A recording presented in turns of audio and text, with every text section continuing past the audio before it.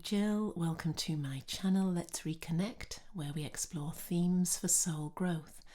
And today we're going to be thinking again about Ho'oponopono, and I'll be introducing my book, which is now on Amazon, that I'm thrilled to share with you and talk us through over perhaps a series of videos looking at the different themes to really apply the teachings of this wonderful ancient method, brought to us in recent times by Dr Hew Len, who I've dedicated the book to. So I'm going to, in this video, I'm going to talk about a little bit about the process of writing the book. I'll give a little bit of background about Dr Hew Len in case you don't know who he is or his story, and then we'll just look at what I think of as the principal philosophy to really understanding how Ho'oponopono works.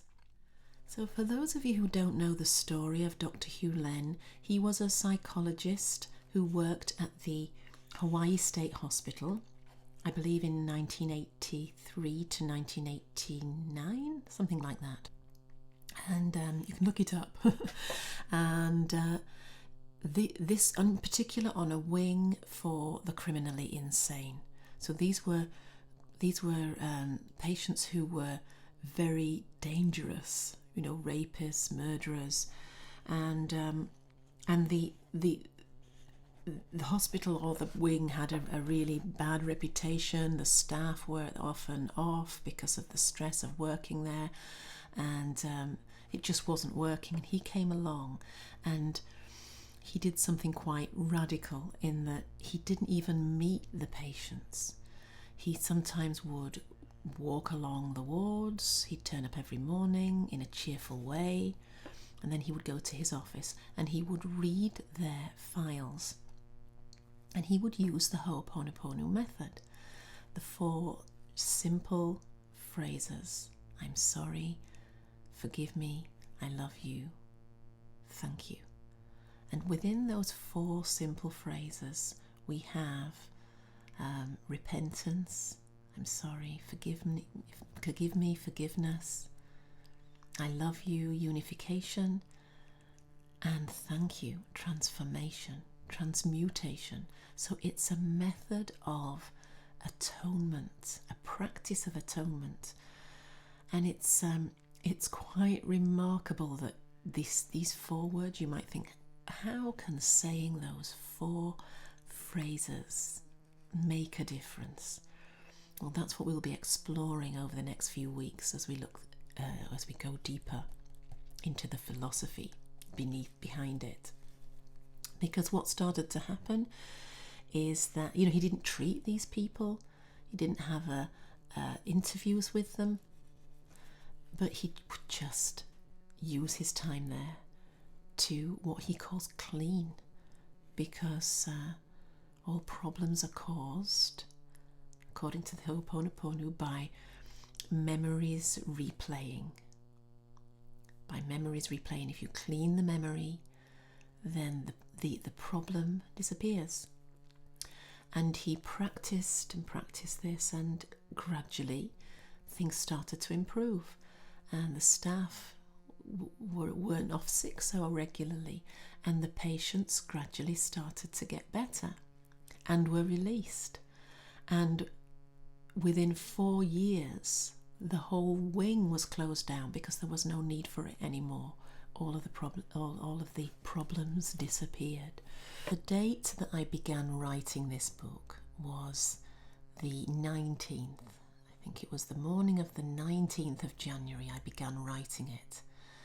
And I was looking online just to get the right spelling of Dr. Len's name, because it's a tricky one to know how to pronounce and certainly to know how to spell. And so I googled his name, and it came up like a memorial tribute to him. And I thought, has he died? I didn't know he died. And so I clicked on it and read, and I thought, was it a few months ago maybe he died? Never heard anything about it.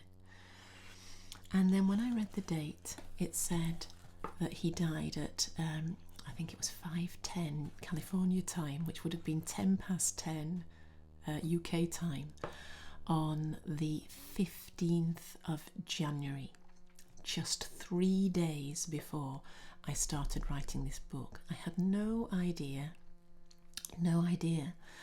And I was so sad, but I also felt sort of strangely inspired that this teaching just comes and continues to come through each one of us because of the unified field. And I honestly know, and I say this quite sincerely, that I was only able to write that book. I feel quite emotional actually. I was only able to write this book. I didn't expect to get emotional then, so I'm touching on truth. That always happens when we touch on truth, because someone did the cleaning. And that's what Ho'oponopono is about. It's about cleaning the memories. And what will possibly bring you to Ho'oponopono is a problem in your life. And that was how it was for me. That's really taken me by surprise. I don't know why I'm getting so upset. I think there is a sincere love and gratitude to this man for the years of his life that he dedicated to this teaching. But here's the other thing. It isn't about getting what you want. It isn't about getting what you want. He worked a lot with Joe Vitale, who wrote a book called Zero Limits. And Joe's really famous. He's got tons of New York Times bestsellers. And it's all about getting rich, and about how manifesting abundance and so on. And he says that when Joe Vitale approached him, because somebody had told Joe, "No, I plan to say all this, so this is obviously important that while it's recording, I'm saying this." A friend of Joe's approached him and said, "You must check out this guy, this Dr. Hew Len." And he wrote to him a few times, and Dr. Len didn't respond, but then he kept cleaning on it, and then he thought, I'm going to take up that offer. And do you know what? If it hadn't have been for Joe Vitale, I don't think the world would have known about Dr. Len and about his teaching of Ho'oponopono. So there is a place for it all. He was just an expert at marketing, and a very successful businessman. But Ihaliakala, which is his name and how you say Ihaliakala, wasn't of that mind at all. He simply was here, in his own words, "I'm only here to do the cleaning. I'm only here to do the cleaning. I'm only here to atone. And I've been thinking for a long time about atonement and about the atonement theories. I've made videos about them on my channel. Those of you who've been with me a while will know. And for me, this beautiful, simple practice is a modern, up-to-date kind of atonement theory, if you want. And I think it really coheres with the life and teaching of Jesus. And I do go on to talk about that later on in the book. So the first part of the book really is an introduction to it. And all the way through, you're recording your responses to the teaching, because sometimes it'll trigger you. You'll think, I'm not sure I agree with that. I'm not sure I can take that on board. That's all part of the process. But then as we really start to understand it and use it, it's not just the understanding, because it's not just cerebral. It's a heart thing. And it's the doing, in the doing of the practice, that it starts to change you. You will notice things show up in the material. I'm going to use these two words. I'm going to use the word the beneath and the apparency. The apparency for this 3D reality that we live in. Okay, I'm not going to say beneath and above, because then we think of heaven. It can be confusing. I just mean the apparency, the appearance of things as we live this life, as we have this incarnational experience. and it's all happening in the beneath. You know, what's real, it's like the iceberg, there's just the little bit at the top sticking out, but then the biggest part of it is underneath. So a lot of this is about, as a psychologist, he talks about the subconscious a lot, and which appeals to me. You know, I as you know, I find connections between Carl Jung, but you know, you can call this unconscious God, just reality, all that is, because essentially it works by understanding that there's really only one of us on this planet. There's really only one mind. There's really only one mind, and that's what I say in the first few pages. So we think about Ho'oponopono, we think about putting things right. The meaning of the word is correction, and we break it down and we look at just the different words, the way it can be translated, that word. Then you're asked on day one to think about, what would I want to correct if it were within my power to do so, in my life, about my life, and about the world.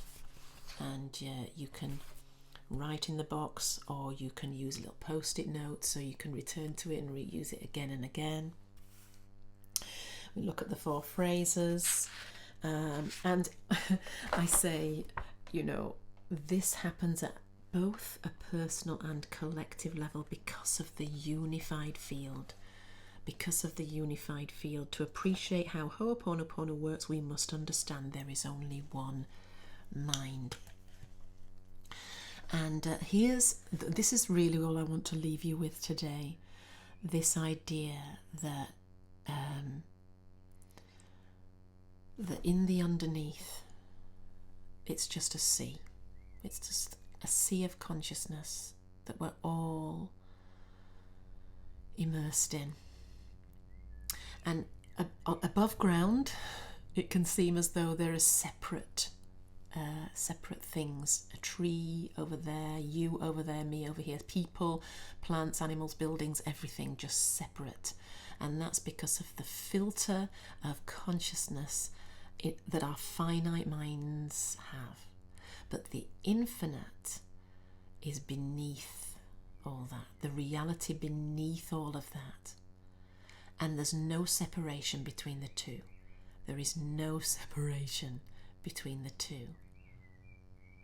And therefore, when I clean on myself in my own life, it has an effect on not only me, but on the people around me, the plants, the animals, the actual buildings, everything. And we'll go into this in more detail as we work our way through. I think that's where I want to leave it for today. I think I've said enough to give you a taster, and I've given you something really authentic. I didn't know that I would react so emotionally to when I started talking about Dr. Len, but I'm glad that you know, that's I'm just going to leave it in. I'm going to leave it in. And I'm going to leave it there for today, other than to point you to the further reading section at the back. The first one is Blue Ice.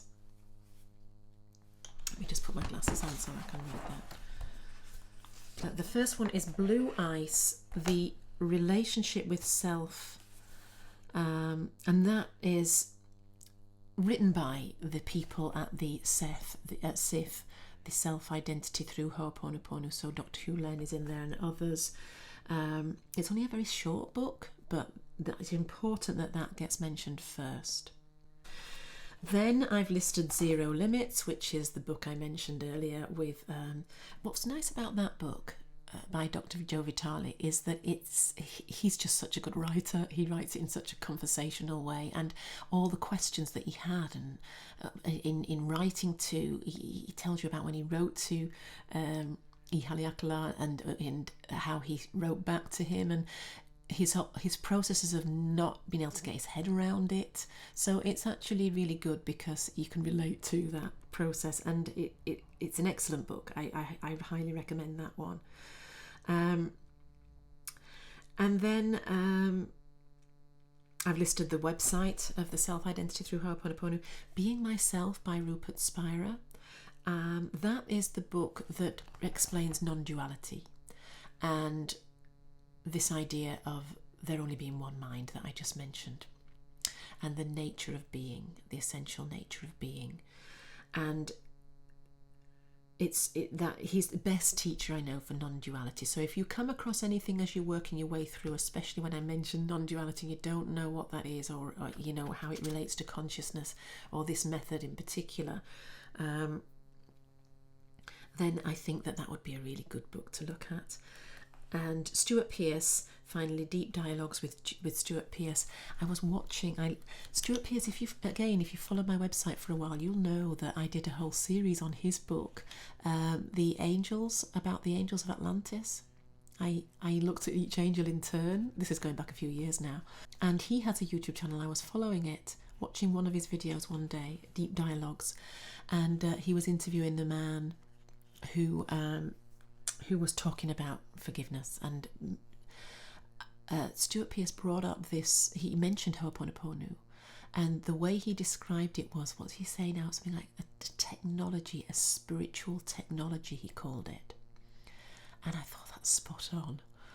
Ross Finbar is the name of the guy he was interviewing, and it was while I was writing the book, and so I wrote to him just to ask. I think I'd just completed the book, and I wrote to him to ask because I wanted to mention him in the book and use his quotes.